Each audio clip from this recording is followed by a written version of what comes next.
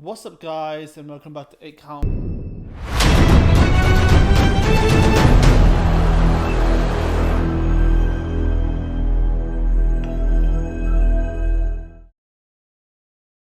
I know, guys, it's been a long time since I made a video, so back with a new one. And obviously a lot has been happening in the boxing world, so let's get straight to it. So obviously today, which is Saturday the 8th, I believe, I think it is Saturday the 8th of October. It was Friday, Saturday, today's Friday, Saturday 8th of October, Connor Benn vs Chris Eubank was supposed to be, well, they're supposed to be fighting. And what's been happening in the boxing world is that Connor Benn, a few days ago, had failed a drug test. And as you guys know, the fight's been called off, and a whole lot of extravaganza has been happening around the place. So I thought, let's unpack this. So firstly, what is the drug that Connor Benn has been tested for? So the drug itself, I have done some research, so I thought I will show you guys. The drug itself, it's called clomiphene, which basically is a prescribed infertility drug for women who can't have babies or can't ovulate properly. And when that is in men, it basically so when that's in men, it boosts the androgen levels and basically boosts the testosterone, which basically boosts up the mass muscle sort of thing, and just gives them that edge, you would say. Now, a lot of people, there's a mixed opinions in the boxing world. I know a lot of people are saying it was like a gateway drug, which basically means it clears out, it masks another sort of steroid in. A lot of people saying it doesn't really affect you that much. It can be, it's not that sort of big of a deal. I know in America, a few people are saying that it's a powerhouse of a drug. It's a massive drug that can give you a massive edge. I mean, I'm not a scientist, but from what it seems, it does give a bit of benefit, and it's not an even playing field. Now, how does this get into the system?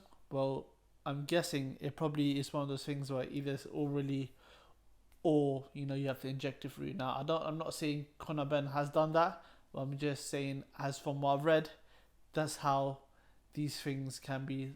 That drug itself can be transmitted inside your body. Now, obviously, if the fight were to go on, there's a lot of speculation. Would the fight go on? You heard about the two fighters saying that they're still agreeing to fight and everything's still okay. I think that point there really puts British boxing in a bad limelight, just because a person has been banned from, he's taken a banned substance, and the British Board of Control have rightly so have said that, listen, we're not going to sanction this fight. Now, Eddie Hearn has always been a biggest advocate, of people he said in his previous interviews that whoever gets banned, they should be banned for life. And no one should be fighting who haven't passed Avada testing and all those sort of testings.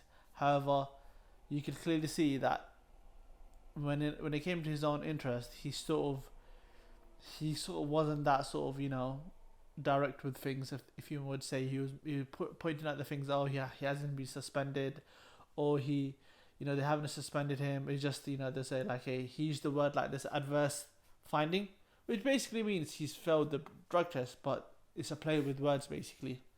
Now, it's funny when it's your own fighter, you sort of how you sort of try to cover up with certain sort of wording and things, whereas it was Big Baby Miller, he was thrown under the bus ASAP, and even then he should have been banned. And I'm not saying, I don't know how I feel about Connor Benn, because there needs to be a bit more investigation, but if he has, then he has to, I feel like he should be banned for life. That's my personal opinion. As who was it, Nate Diaz said, everyone's on steroids, so it's sad to see. Do you know what I mean?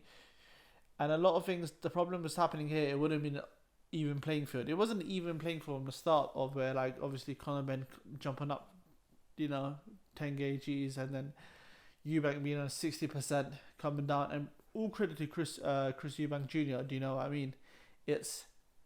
He came out victorious, if that makes sense. He came out as a better light. That he was a cleaner fighter. The fighter 60% or 61% now. Come and fight. But the most interesting thing is that, guys, that they knew about this apparently in August. That's what's striking. So they knew about this in August, and it's only I think Daily Mail that came out with it just recently, a few days before the fight. So basically, they were prepared to cover this up. Now, if I'm taking you just a bit back, a similar thing happened when Dylan White, he lost the fight. He won against that Cuban bridgeweight. I can't remember his name now. Oscar something. And that's what Eddie Hearn done the same thing. He covered the fight. He covered the drug testing up till after the fight. We realized, wait a minute. Dylan White failed the drug test. He went through a long procedure. I don't remember, but I think the public do have a right, and especially for sports, it's not fair for any fighter to have that edge. We've seen it in the past where like fighters like Lamont Peterson, when he beat Khan in the first fight, he was on PEDs. Like lately Canelo Alvarez when he took a year off for that tainted meat. This is what gives the sport in a bad light, and we don't really want to be promoting that. And it's good. I know for a fact that they didn't want to pull this fight out, but they had to because of the pressure. And rightly so. A lot of people, a lot of the pundits, out there really put the pressure on that. This fight can't go on, and it hasn't gone on. So obviously, what happens now? So first things first is that Connor Benn will probably he's come out saying he's clean and everything, and it's funny because it all depends on how these coming weeks come by. Sometimes fighters they just go quiet, and you don't really hear about the other sample, the B sample that people are saying, but hopefully we get a result, and if there is a finding, then we're looking to someone has to be looking for suspension. Someone has to be owning up to mistakes, and if it isn't. If he's all clean, for instance, then obviously the fight has been postponed, and I feel like there's going to be a lot of I think if the fight is postponed, Chris Eubank Jr. will reevaluate the terms in terms of he had the rehydration clause, he had the weight, everything will be sort of changed up a bit, but in favor of Chris Eubank, which rightly so because he's the one, he hasn't done anything wrong here. He was ready to go, and he had a lot on his shoulders, but. Hopefully, my heart says that I don't want Connor Benn to be found guilty of something, but it's looking really unlikely, and it's just one of those things where boxing is a sport that we all love, and we don't really want to be seeing that, we don't want to be seeing. We just want it fair and open field, just based on skill and power and resilience, and a lot of people do get hurt, but I don't think I've seen a proper interview from Tony Bellew, no, because I feel like Tony Bellew and Carl Froch, these are the guys who are really quick to throw people under the bus if they've taken drugs. Tony Bellew, he was shouting for Tyson Fury to get a ban. He fighting for Povetkin to be banned. When Povetkin was fighting Povetkin was fighting Joshua. And the first thing he said, this guy's banned. He took banned substances. He should be, but we don't see that same energy, and that's what really pisses me off. To be fair, is that we need that same energy, from the start. If he's found after that, he's not, then it is what it is. You know what I mean? He can still come back. He can still win fights. But I mean, apparently there's theories that Chris Eubank Sr. was in hospital and he was crying to Roy Jones Jr. because he knew that he didn't want his fight boy to get hurt because of the repercussions that can happen if you're on PEDs. But it is what it is. It will be interesting to see what happens after now in the first coming week. Hopefully we'll get an update on what is happening.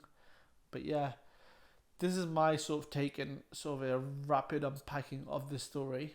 And yeah, thank you guys for listening.